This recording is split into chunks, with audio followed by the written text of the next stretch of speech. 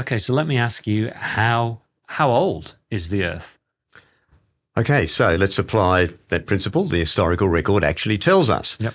Tells us that God created everything in 6 days. Adam was created on the 6th day of creation.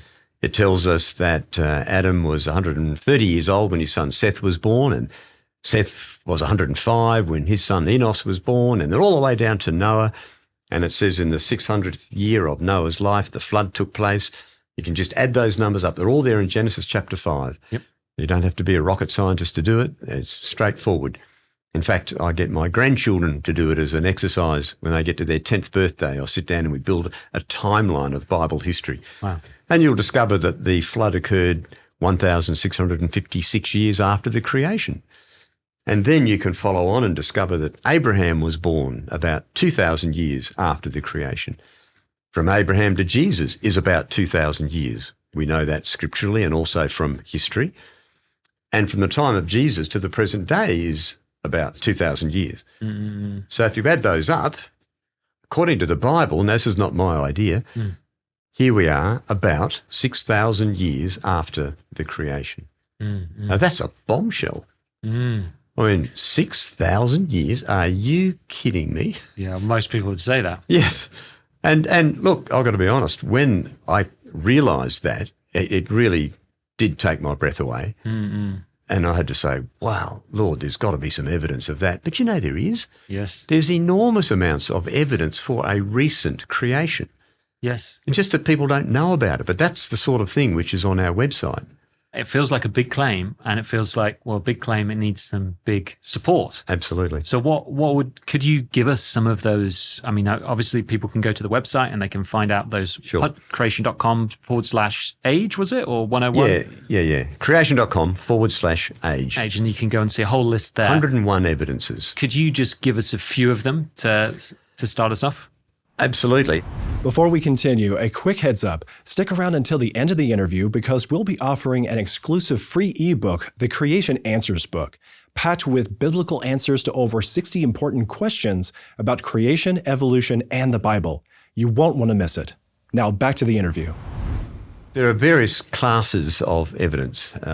There are those which show discordant results with the evolutionary timescales.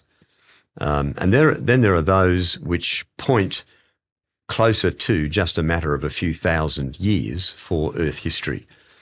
Now, in the former category, I would think, well, let's take some radiometric dating things first. And maybe might be worth just spending a little bit of time on that because radiometric dates get so much weight put on them in our culture. So what you can do is test how good the dating methods are. Now, in order to do that, you need to have a rock of known age. So that takes the assumptions away, like earlier we were saying. Absolutely. So 45 now you've minutes. got your historical record, you see. You know when this rock was formed. How do you get a rock of known age? Yeah. Well, a really good way is to take a rock from the lava dome of a volcano with a known eruption date. God, it's just been solidified, so you know someone saw it. It's a historical record. That's right. So there's an historical record with a date. So we now know exactly how old the rock is. So people have taken rocks from the lava dome, for instance, of Mount St. Helens. It erupted in 1980. And a rock from the lava dome was dated various samples using the potassium-argon dating method. And people got anywhere from 350,000 years to 2.8 million years old.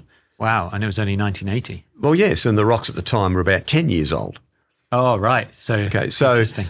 And you read in the literature, people say things like, well, dating rocks that are young is notoriously difficult. So now just hang on a minute. Let's just think through that. I've just given you a rock to date, and you're telling me that a young rock is very hard to date, but I don't know if it's young or old. I just know I've got a rock. I want you to tell me, is it young or old? So it's an interesting admission to make, isn't it? Yeah. That the dating laboratories themselves say, oh, well, it's pretty hard to date young rocks.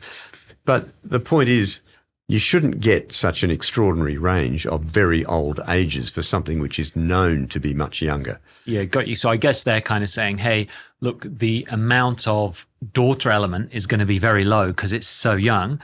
But what you're saying is, well, hang on, surely shouldn't you get the lower end of your range? Well, yes. and not this range, because it's 350,000 years to 2.5 million. And it should be within your error bars of performing the measurement. And they give error bars with these things Absolutely. as well. And so any competent dating laboratory will do exactly that. Yeah, wow. So there are a number of others. There's a couple of volcanoes in Hawaii, Kilauea and Hualalai, each of which erupted approximately 200 years ago. Various ranges of ages, anywhere from up to 22 million years, or one was dated between 160 million and 3.3 billion years old, and they're about 200 years old. So people have done this a lot. It sounds like, I mean, they must be creationists that are going to these sites and they take the rock samples and they send them away to laboratories. Yeah, Is that how it works? but it's not only creationists. I mean, the geologists want to know the ages. Yes. And they come across a lava flow somewhere, and they send it off to be dated, usually potassium argon for the lava flows. They want to have confidence that these results are good. But if you get unreliable results for things that have a known age, how can you have confidence in the results you get for things of unknown age? Yeah. So there's a fundamental dilemma there. But there's something else you can do. You can test different dating methods on things which must be about the same age. So let me give you an example. In Queensland, there's a mine where about 20-something metres down, a drilling discovered a basalt layer from a lava flow, and it had passed through a forest, and there was charred wood still there. So the basalt was dated using potassium argon at 45 million years. The wood was carbon dated at something like 45,000 years, a factor of 1,000 different. But they must be at the same age because the lava has flowed through the forest. Wow. So you would think different dating methods should give about the same results. Now, people will say, yeah, but hang on, carbon dating can't go back millions and millions of years. But it gave a date well within the range of its capability and precision. So it should have at least maxed out, if nothing else. But there was carbon-14 present, showing that it could not be millions of years old. And so you're saying they came back with the carbon date and the error bars, saying that, okay, it's within this. So it's within its calibrate, it's within its level of and so therefore that shows that these methods are not very reliable. That's what it's showing. Well, it says that, and to be fair, no serious scientist relies solely on a radiometric date. Right. For these very reasons, the uncertainty of the assumptions behind them. So geologists, for instance, would always do what they call a field survey. They will look at the layers of rock above and below the relevant sample, and if, for instance, it's above a layer which is generally accepted to be 200 million years old, and one of the results comes back more than 200 million, well, they'd reject that because it's above that layer. So it can't be that old, it must be younger. So there's other data which is brought to bear in interpreting the results. Okay, yeah. So when the published results come out, if a date is within what they expect, they'll publish it. If it's not too far out, it might appear as a footnote.